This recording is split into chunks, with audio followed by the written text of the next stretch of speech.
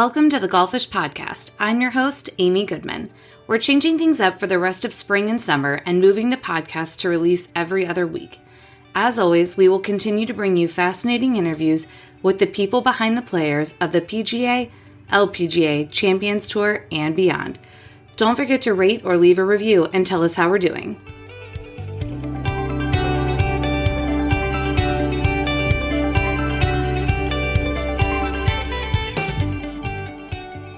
You've probably heard the hype, but have you ever actually considered incorporating CBD into your golf routine?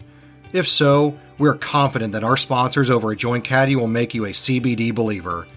Their signature roll-on freeze gel is perfect for any golfer who experiences aches, pains, or soreness on the course, and it comes in a no-mess applicator that eliminates any chance of greasy hands affecting your grip. Plus, it fits perfectly in your golf bag. They also carry their own blend of sublingual drops that will help you relax, or as they like to say, nip the yips. They're great for sleep too.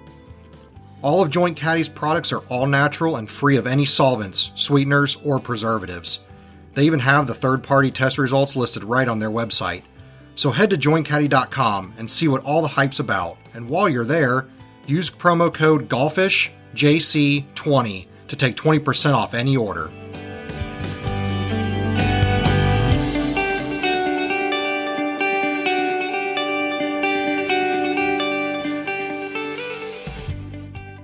This week we're joined by Reid Martin. Reid is Mark Hubbard's caddy on the PGA Tour and has been on his bag going on 3 years. Reid is a road warrior in every sense of the word and has lived all over the country and even moved back to Florida during the pandemic. He got his start playing golf around 6 years old and went on to play at UCF. If you're looking to hear from a caddy who believes that every shot counts, that hockey is the sport to watch if you aren't checking in on golf, and why he packed up his things and moved to Florida at a moment's notice, then this episode's for you. Let's get started.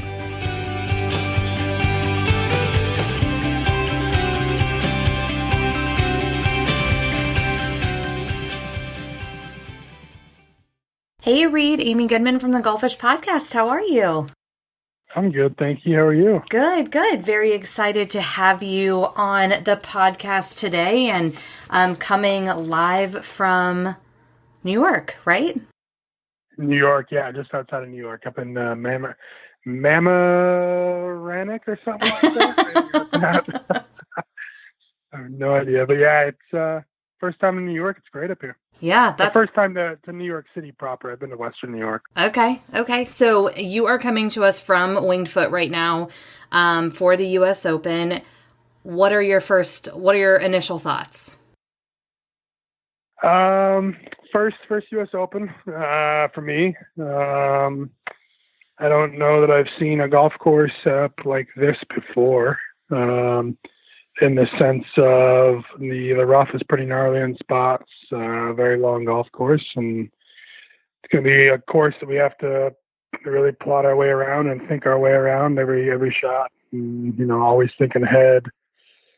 On the tee box, you're thinking about your second shot, how you're going to place it for your second shot and whatnot. And it's a golf course. It's going to be challenging, but I think with the right mindset, we can go get it. Yeah, absolutely. And so, Reid, you are a caddy for Mark Hubbard. How long have you been with Mark? We are going on year 3. So September was 2 years, and this is going to be our 3rd year together. Actually, I 3 years ago, or 2 years ago rather, this is the 3rd year. So 2 years ago, I got a call from a buddy of mine, and Mark needed help for 1 week, and 1 week has turned into 2 years plus right now. Isn't that incredible how that works out? I mean, you build that relationship and that foundation so quickly, and you never have any idea what it could turn into. Yeah, you don't. I mean, that's the name of this game though out here. I mean, as quick as it's made is as quick as it can be gone. But right. You take your opportunities when you can get them, and just keep kind of trucking on and doing your thing and doing your routine. And at the end of the day, that's all you can do. Yeah, absolutely. So when you got the call from your friend, were you playing still then, or were you caddying on the web tour by then? No, I had been caddying on the web, but the the guy I was with that year, or the couple guys, I guess they changed. I went to a couple different bags that year, but the people I was with didn't make the playoffs that year, and I was actually in Salt Lake City, Utah, getting ready to go to drive over to Eastern Colorado that next morning to go club caddy in the fall at a course called Ballyneal. And I got a call or a text from a guy I know, and he said, "Hey, this guy named Mark Hubbard needs help in Boise, Idaho." And that was September of 2018, I guess it would be. And yeah, it was kind of one of those things at the time. It was the biggest purse I'd ever been in, and it was $1 million purse. And, it's still large, and it's still a large chunk of change, but just to go caddy on something like that, getting a call from someone unexpectedly, to have it turn into this is pretty remarkable. Yeah, for sure. How did you start your transition? Because you were a high school and college golfer. You had done some pro work yourself and were, I believe from what I read, you were in Q school. When did you decide, and how did you decide to make that transition out of playing professionally into being a professional caddy? Yeah, I had a sponsor kind of backing me, and he decided to part ways back in probably 2016, and I actually got into the golf industry, became an assistant golf professional and at a golf course, and was kind of living that side of the golf life, and decided it really wasn't for me. And I had a friend one of my good college teammates who I caddied for in Europe a little bit, called me up and said, "Hey, come on out to the web." And that was 2018. And I kind of had no, hesitation about it. Mm-hmm. Just kind of took it on and went and worked for him. And like I said, it just kind of came to fruition, and I'm where I'm at now, and love it, and couldn't be more thankful. It seems like just how you described it and how some other caddies and even players describe it, golf just kind of like takes hold, right? Like it kind of gets its claws in you, and you can't almost like you can't transition away. I mean, you were with the First Tee. You just said you were an assistant pro. You've been a professional player. You've been a caddy. I mean, what has golf brought to you, not just professionally, but personally? How does it just get in your blood and stick with you? Well, I think that stems from being a little kid. Growing up, I would walk to the golf course every day. And especially in the summer when we were out of school, I would walk to the golf course at 7 a.m. and come home at 7 at night. And it was just, the people the friends and the family that I made up at the golf course kind of set me up, in essence, to a golf family, if you will. And that kind of carried through to junior events that I went to, other players that were there and other families that were there. And the camaraderie within golf, not only the competitive side of it, but I think if you look at golf in a whole, golf is very, a lot of business done on the golf course. A lot of other athletes play golf. A lot of, it's a way families can go do something. And I think it's a sport that, is way more than one dimensional. It has so many dimensions of what you can do with it, or what you want to do with it, or what you can do with it. And that's, kind of where I was exploring my options before I came out and started caddying again. Golf has really been my life since I was 6 years old when I started playing and was introduced to the game. And I don't know that I could picture, a year of work or a life without it, golf being a part of it. I'm sure I'm not going to caddy till I'm 70 or 80 years old, but, even if, that doesn't, happen, and, it'll still be a part of, my life as far as playing or watching or what have you. Yeah, absolutely. I mean, it's so interesting to just see the transition and how much passion there is. I mean, you would expect that from the player because of what they're going out and doing all the time. And that's kind of why we have the podcast, right? Because the passion is so deep for everyone else around the player too. But it sounds like just golf has become a kind of like a first love for you, essentially, if you started that young. Yeah, I mean, I played other sports growing up. I played basketball. Actually, basketball was my longest sport I played besides golf. But I played soccer and baseball growing up. But something about the challenge of the game and it not being easy really drew me to it. And it's, taken with hold of my life. And every day even as a caddy, I try to figure out how I can get better and what I can do to be better and whatnot. What does that look like? What does better look like as a caddy? I think, a lot of it stems from being organized. Having, every player is different in the sense that every player wants different information or a different routine or, they act differently or their clubs go a different yardage. And so when it comes down to it, being able to adapt to the situation around what you're dealing with on the golf course. I mean, it can change round to round, even as basic as weather. And the challenge of trying to figure out, say, where the wind's coming from, or how do we attack this hole, or what kind of schedule are we going to play this year, or whatever. All of it's a challenge because there's so many little details and aspects to go into playing a season out here or playing a tournament or caddying a tournament or anything to do that. It's a challenge in the sense of I try to pick something out that I can get better at every week, that I can get better at every month. I set goals and it's something that I always try to strive for. Yeah, I mean, it makes sense. It's so, as someone that has obviously not caddied, it's fascinating to watch caddies out on the course and the different things that different caddies do to read lines or support their player. And some, I mean, it seems like they're there more for like mental support than anything else. But then you see some guys that get on the ground and some guys that stand on either side of the putt line. How do you go about reading greens or reading a shot, and how do you and Mark put that together? Sure.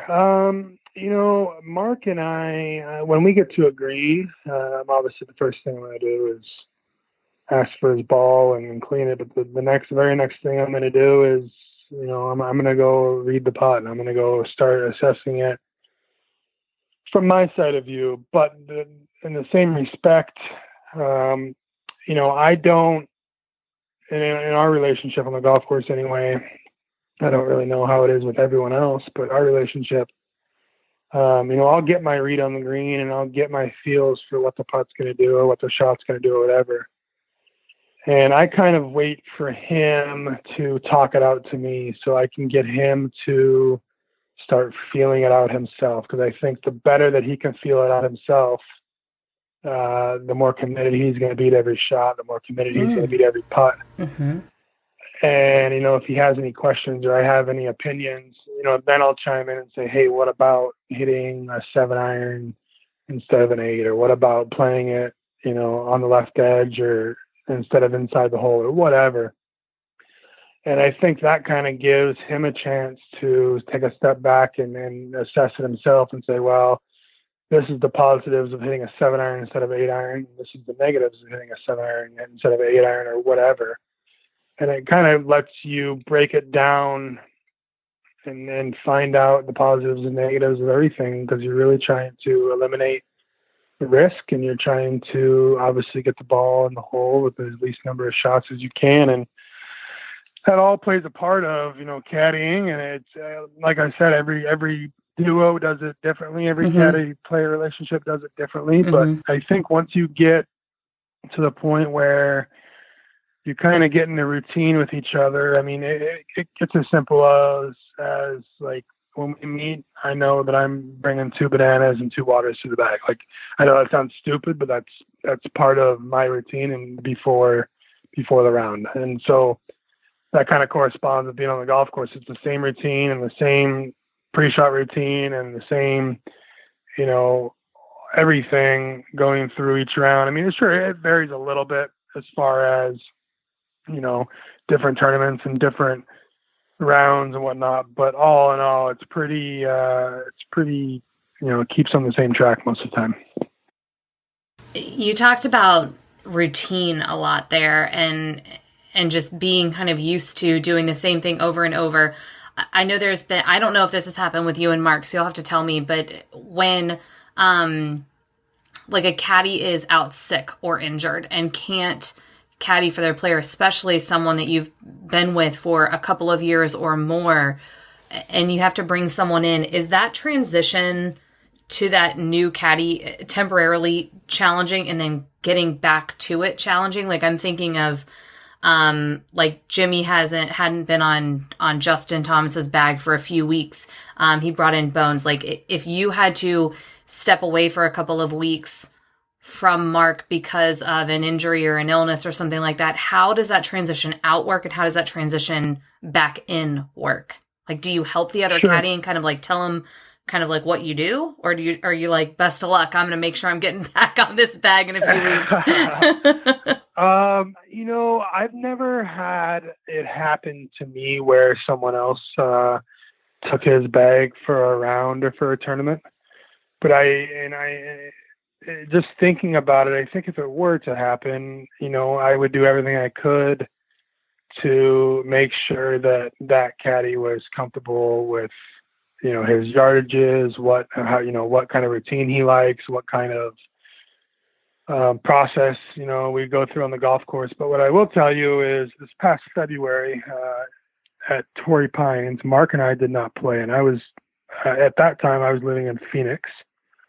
And I was actually in Phoenix when they were playing the Farmers down at Torrey Pines. Mm-hmm. And Sebastian Capellan called me, who is actually Mark's best friend out on tour, and said, "Hey, my caddy has to go to a funeral, unfortunately. Is there any way you can get here by tomorrow morning?" And, it's a 5-6 hour drive. And so I packed my stuff up and drove through the night and got there mid-morning. And excuse me, I only say that because I stepped up, to the practice tee to warm up that morning, not having seen the golf course, not having, the last time I had been on that golf course was in 2008, maybe 2007. Oh, geez. Yeah. That's a long time. And so, I revert back to routine. Even though it's not my guy, you still go through the same steps as, that you've built yourself. And then in that essence, I would let Sebastian say, "Hey, like, I like this a little more than that." And then, you just kind of mold and you just kind of take it step by step. But in that instance, when you're stepping in for someone, it is challenging. It's challenging just in the basic terms that everyone would think about, yardages. Like, you get so honed in on how far your player flies a golf club, or certain circumstances, say as temperature and wind, that changes your player's ball flight or distance is a little different than someone else. And stepping into that role, like when I went to caddy for Sebastian at Torrey Pines, it was challenging in the essence of, you're constantly during the round trying to figure out how you can mold, his shots to what you want, what you're, looking for out of a golf shot. But, and going back to if someone were to step in for me to Mark, it would be the same challenge. It's a challenge. I mean, at the end of the day, caddying is all in all the same deal, whether you're on one person's bag with other person or another person's bag, but it's different in the essence of, like I said before, everyone's game is so different. Mm-hmm. And so you don't really, unless you've played with them a lot or spent a lot of time around them, you really don't know what their game's like. I mean, you may play with them in a round, but you're only watching so much. You're only seeing a small sample size, one round out of however many rounds they play that year in their career or whatever. And it becomes challenging to adapt to it. But, that's what we're good at, and that's what we, are expected to do, and that's what we do. Yeah, for sure. And I think this week will be quite a challenge for everybody, because Winged Foot looked just like it's insane. I mean, I was watching some of the coverage earlier today, and they were talking about one stretch of 5 holes, and they're like, if you can come out of these 5 holes shooting par, you may be in a lead. What does preparing for a major one feel different? Does preparing for a USGA major, which are notoriously more challenging, and people question them significantly more than I think any other tournament throughout the year, what does that look like for you and Mark going into this weekend? Yeah, I mean, preparation does change a little bit from week to week. I mean, you have the same basic plan, but each golf course is going to call for different attributes or different. Like this week, you need to drive it well, and you need to hit your irons well, and have your yardages dialed. And but prepping for a U.S. Open is different in the sense of you're probably not trying to go shoot 15, 18, 20 under par. Right. You're trying to take the golf course and break it down to a point where you can say, okay, I can, before the round, okay, I'm probably going to be able to attack this pin. I'm probably going to be able to attack that pin. I'm probably going to be able to attack that pin. But these other 5 or 6 holes or 8 holes, we have to, accept that par is okay. Mm-hmm. And, having a 40-footer is okay. And if one happens to go in or 2 happens to go in, great. But you're trying to take, in my mind, in a U.S. Open, you're trying to take all of the big numbers out of play, because that's what they're trying to do. They're trying to put the pins in very tough spots. They're trying to play a golf course that is very challenging. And I mean, at the end of the day, they're trying to get you to make 6, and they're trying to get you to make 5 and bogeys and doubles. Mm-hmm. And, you're playing a chess match with the USGA in essence of, how can I beat them this tournament? And because you are playing against the whole field, but you're also, I think you're playing more against the golf course and how it's set up, because you can't control anyone else. You only can control yourself and the way you attack the golf course. And at the end of the day, you tally them up, and what it is what it is. Mm-hmm. Yeah, absolutely. What type of player will do well on a course like this? Someone who hits a lot of fairways, for one. And I think someone who has a lot of discipline, who is okay with aiming 30, 40, 50 feet away from a stick, from a hole.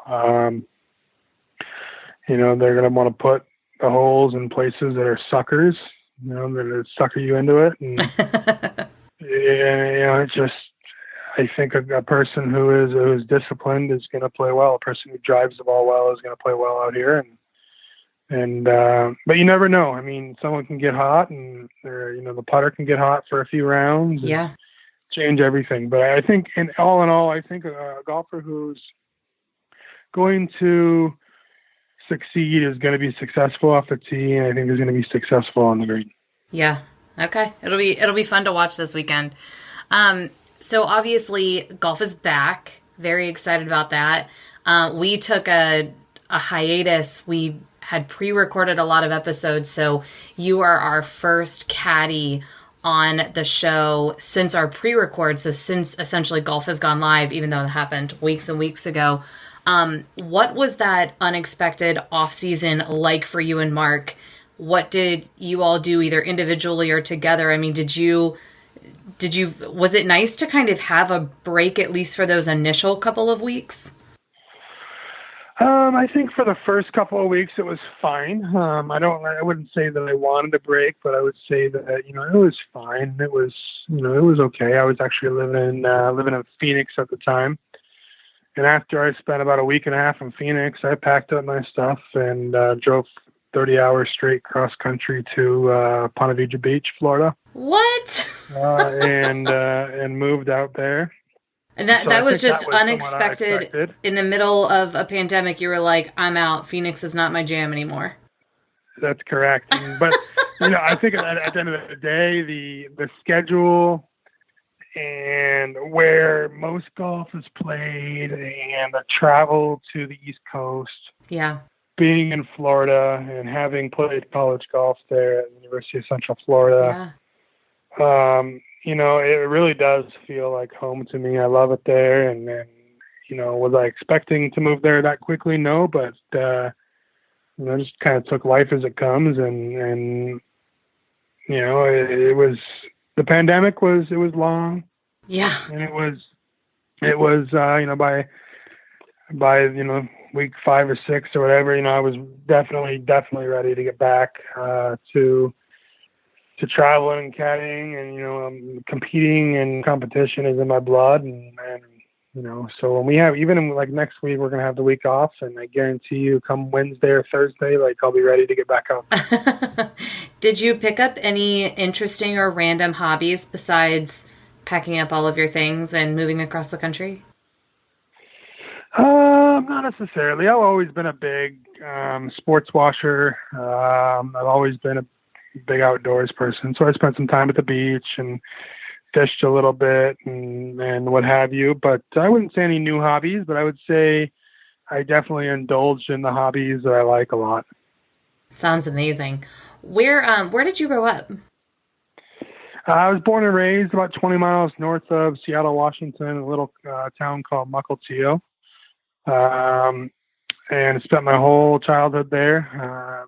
Went through high school there, and then, as I mentioned before, got recruited from there to go down to University of Central Florida and go play golf. Almost like the furthest you could possibly go from home to go to college. Absolutely, and we drove it. Oh my goodness. the route, I did it 3 times, and we did it these are kind of guesstimates, because I can't remember totally, but 42 hours one time, 50 hours one time, 60 hours one time, going different routes and stopping in different cities, and wow, going to see Mount Rushmore and going to New Orleans or going to Vegas, or what have you. I mean, make it an experience. Absolutely. I mean, you're driving cross country, you gotta make it worth it, and I think a lot of that is pretty cool in the essence that now I've seen a lot of the country, and I kind of can relate to where everyone comes from, and what type of land they're raised around, and whatnot. What was University of Central Florida like for you? What kind of college kid were you? What was playing on the golf team like?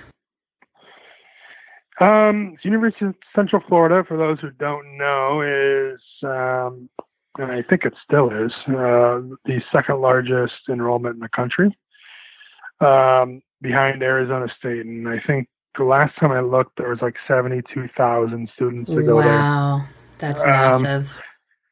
So going to the University of Central Florida was literally like moving to its own little city. I mean, yes, it's in the north part of Orlando, and it's in Orlando, and Orlando is very populated. But UCF in itself was with its own little town. I mean, I couldn't go a week seeing the same person once, unless it was my teammates or whatever, or the people I had in class. But I like to have some fun in college. Love to go to the football games. Traveling with the team was great. That part of the competition side was always fun, and learning to be productive when there was a lot of things on my plate has helped me immensely throughout my life. I think a lot of that came from college. We wake up at 6 a.m. for workouts, go to workouts from 6 to 7, have class from 8 to 11, go to practice from 1 to 4, 1 to 5, go home and study, go to study hall, and then get up and do it all over again. And your weekends during the off season were spent at the golf course, and your weekends during season was spent on the road for the most part, traveling or playing tournaments or whatever. So, it was, I definitely didn't get the full student experience, if you will, just because I was in athletics. But I think your liver that's probably nothing to thanks be. you. Your liver probably thanks you. Absolutely. My liver is very thankful. Absolutely. But, I think it's something that, being an athlete does wonders, for you without even knowing.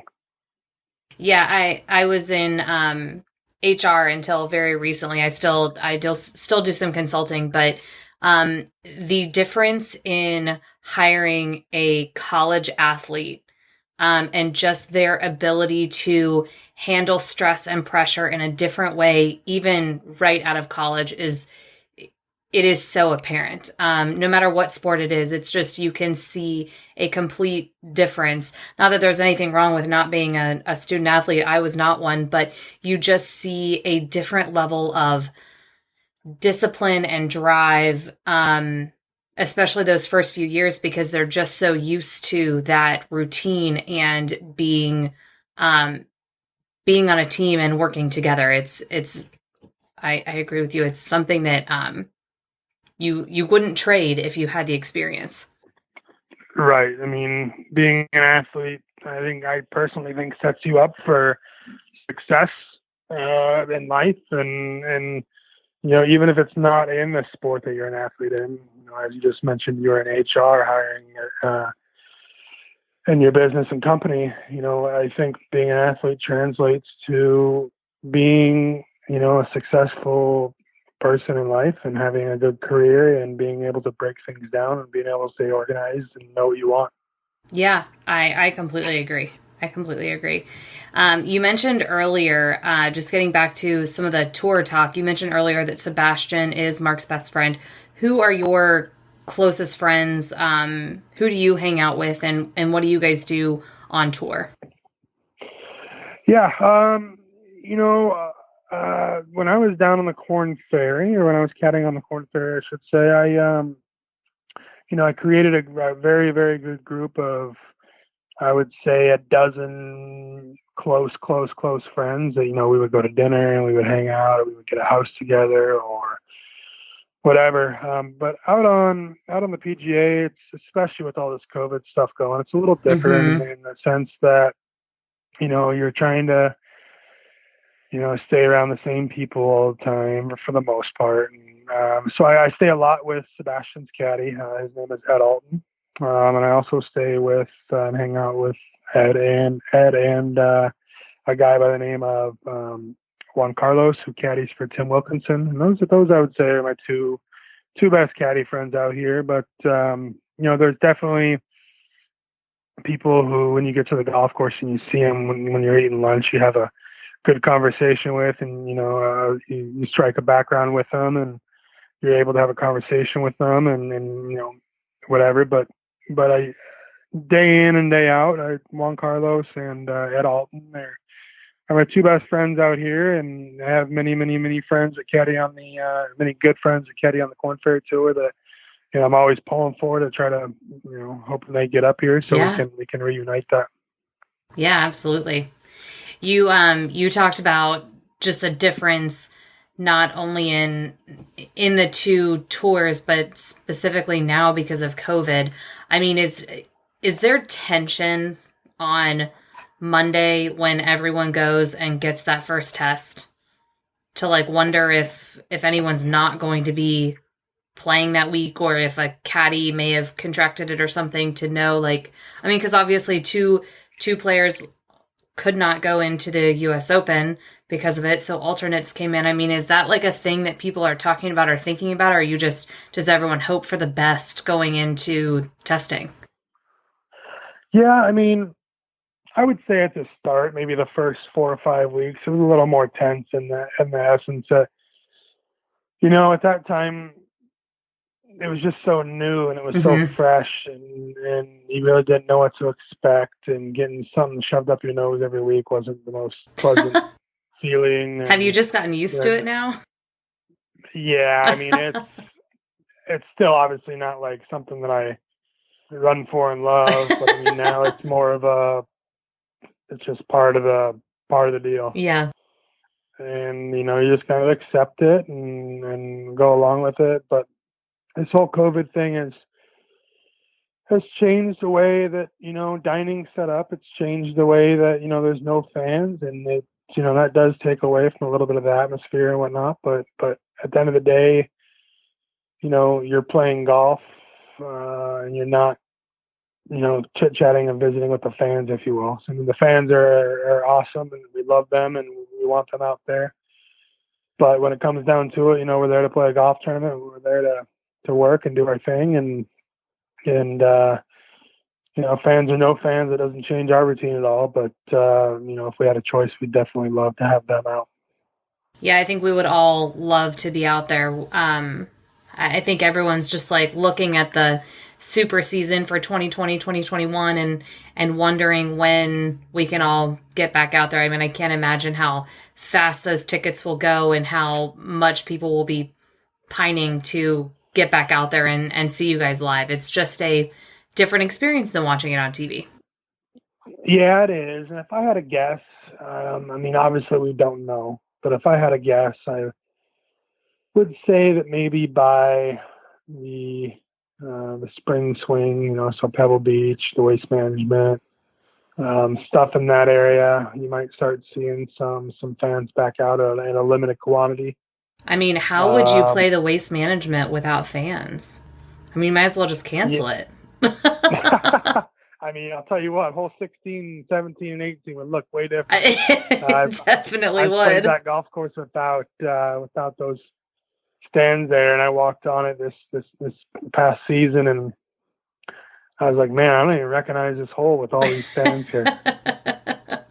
Yeah, it changes the look, and it kind of frames it all, Yeah, I mean, we went for the first time in January, and it was just, I can't even imagine that tournament without fans. Because that is one that is so welcoming to fans, and they just really want like the fan experience. Everything about it just seems like it's built for that, not for kind of corporate sponsors and private boxes and things like that. I mean, it's really just for everyone to come and enjoy, and everyone gets the opportunity to see some really fascinating things there.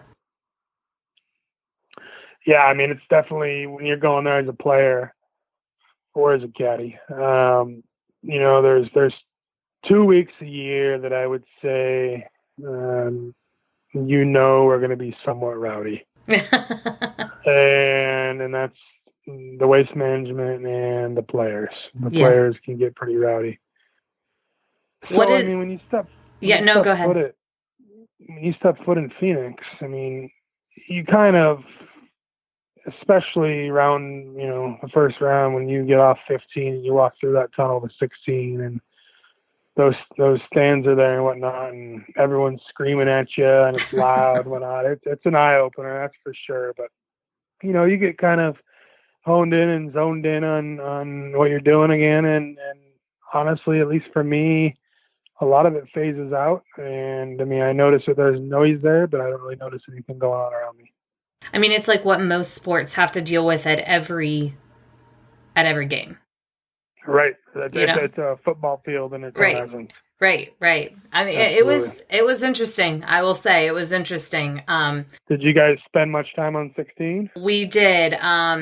We went on Thursday to 16. We did a couple. So we were there Monday through Thursday. We did a couple of practice rounds, just like going in. I mean, when there were like 100 people, like no one cared during the practice rounds, but we went up on Thursday, and I was pregnant, so I was not drinking, and being sober up there and watching everything is a whole new experience of just fascinating human behavior. I mean, it was just... I can imagine the way people dress out there. Yes. And, the antics that go on. Yes. And you see, nothing against heels, it's, like shoes, heels, but that is such a thing. You see women walking around with 3-4 inch heels around the golf course. Yes. I do not understand that at all. I will say, I mean, for how I think that course was pretty spread out. I loved some of the new things, and they were new to me because I'd never been there before, but they were new this year. Some of the different areas they put in.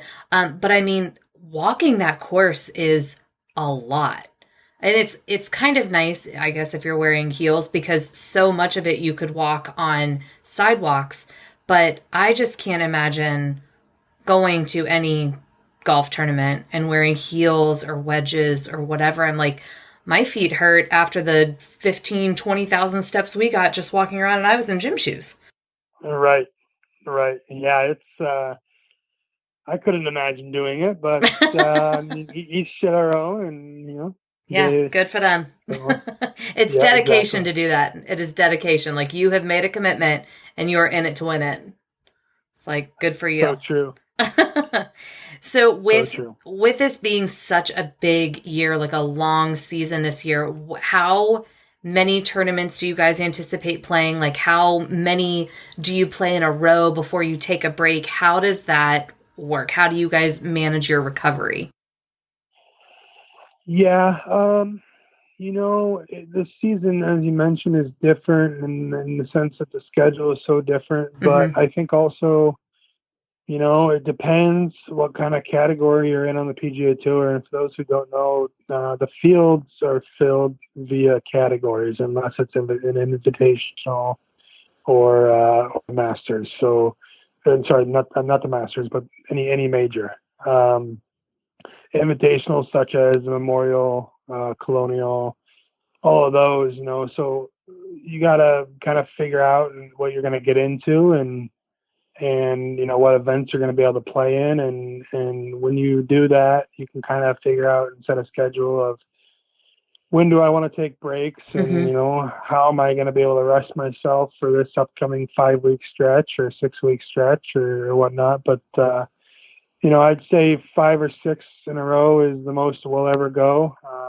We like to go 3 or 4, but when you have events, such as the 2 Asia events that are getting moved from Asia over to the U.S., we have the Shriners in Vegas, then we'll go to the other Vegas event, which is one of the original Asia events, and then you go to California, and then you have Bermuda and Houston, so you get running with events. But I think you have to stay true to yourself and the fact that, if you're getting tired or take a light day or don't go as hard on Monday or Tuesday and rest a little bit. But figuring out a schedule, really going back to your question, figuring out a schedule is, you kind of set a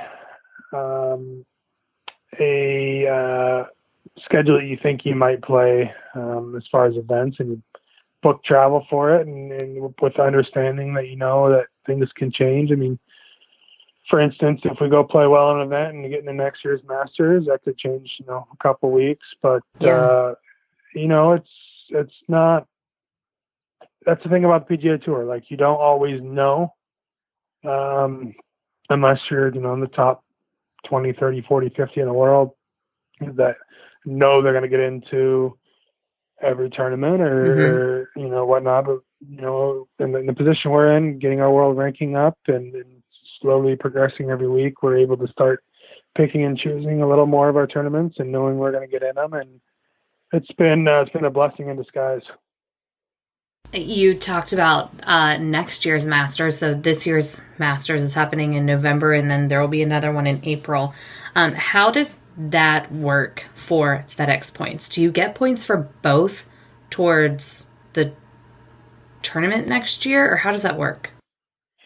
So the new season kicked off last week, so all points were reset, and then every tournament that's played within this new season you'll have points earned towards them, or towards the FedEx. Yeah, so every tournament will have points and a purse. It's just a little different with this U.S. Open and the Masters from last year being in this year's schedule.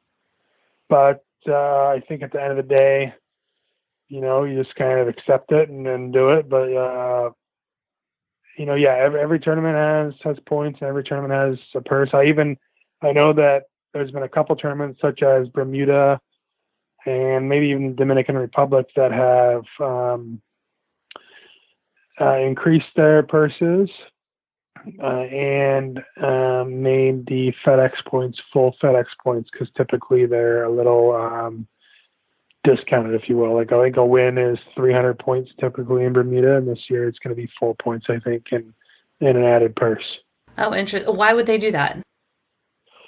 Part of it's because events are so tough to get into right now. Okay. So some of the guys who aren't getting into, say, the Zozo or the, Vegas events or the U.S. Open or whatever, aren't really, they're getting forced to take weeks off. And I don't know the exact reason, but that would be my guess. Yeah. They're offering full points, for those events.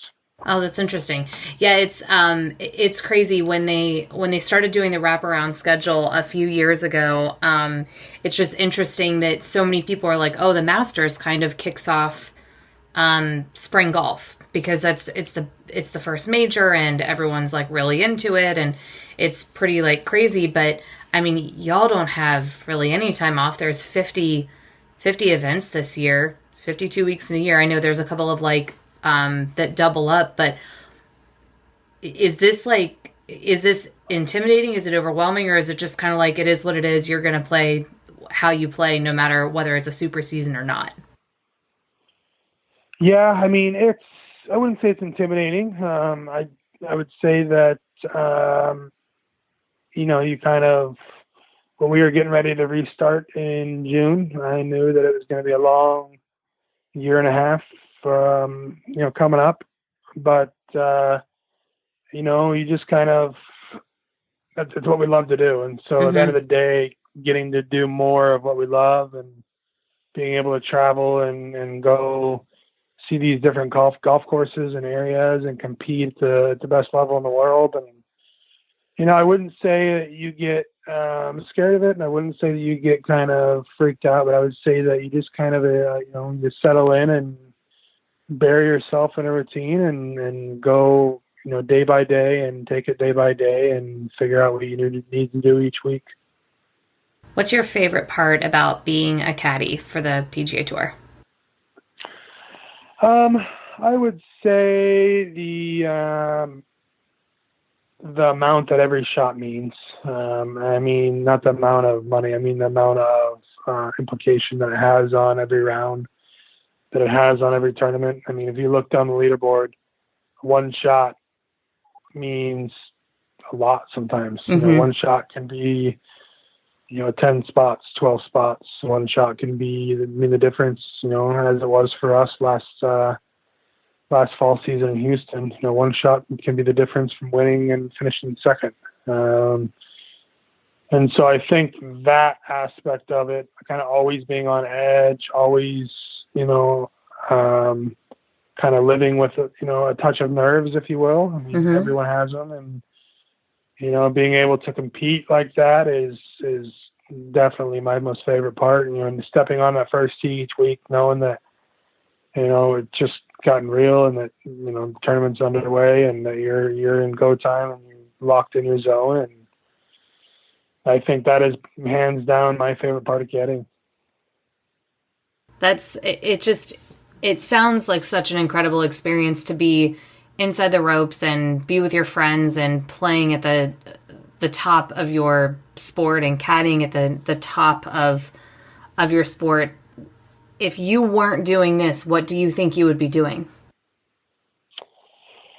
I really don't know. I have a big love for athletics, and I majored in sports and exercise science. So I could see myself in the training business, working with certain athletes and getting them ready, whether it's golf swing, whether it's them training as far as agility or flexibility or whatever. It's all part of it. But I think that that side of things is also very interesting as well. And in the future, down the road when caddying is no longer, I could see myself getting into some sort of golf course design architect, learning how to build and put together a course, that's designed by you, and it's your thoughts and your ideas, basically building every little blade of grass. Yeah, what an incredible experience that would be. Right. I mean, that would be pretty cool to be able to step on your own turf and say, I built this. Yeah, absolutely. Absolutely. Well, this has been absolutely wonderful. I had such a great time talking to you. I really appreciate you taking some time out of a crazy week. I'm sure you all have a lot going on. We can't wait to watch you and Mark and see you guys on TV. I would love to play a quick 9 with you. Absolutely. All right. Awesome. Let's do it. What is your favorite movie? Happy Gilmore. What is your go-to on-course snack? I don't eat a whole lot. I'd have to say a banana. Okay. Your favorite sport to practice or play? Golf. What's your favorite tournament or course on the tour? Favorite tournament, probably the Players. Yeah? Yeah, probably the Players. What is your ideal way to spend a weekend? Either at the beach or when fans are allowed at sporting events. I am an avid hockey fan. I love going to any sort of hockey game. Okay. Do you prefer a lake, ocean, or mountain vacation? Mountain. Mountain, okay. Are you a skier? No, not a skier, snowboarder, but I grew up in Seattle, which is near the water, but I also had all the mountains there. Beautiful. I do love the water, but at the end of the day, the mountains are kind of peaceful and quiet, and I love going hiking. Yeah, absolutely. What is your favorite type of music? Country, hands down. Oh, love it. Thank you for that. Your drink of choice? Whiskey Coke. No, any special type of whiskey? No, not really. Anything you can find while you're out and about, right? Yeah, and if it's a beer, I prefer IPAs. Oh, there we go. Okay, I like it. What habit do you have now that you wish you would have started earlier? Organization. I wish I would have started it when I was real young. I'm pretty good at being organized and, going through the same pre-tournament routine or same routine at home or what have you. Awesome. Well, Reid, thank you so much again. I really appreciate it. Where can all of our listeners follow along with you online to continue this conversation and see all the great places that you and Mark go this year? Yeah, they can find me on Facebook, find me on Instagram at R Martin Golf Caddie. I have a Twitter. I don't ever use it though. I think it's R Martin Golf Caddie as well. I'm not 100% on that. We'll find it. Social media and Snapchat. You can find me PITTPENG 71. Pitpeng 71 is the username on Snapchat. Perfect. I love it. Well, again, thank you so much. Have a wonderful night and best of luck this weekend and for an awesome season for the two of you. Thank you very much. It was a pleasure. Thank you. Bye. Talk later. Bye.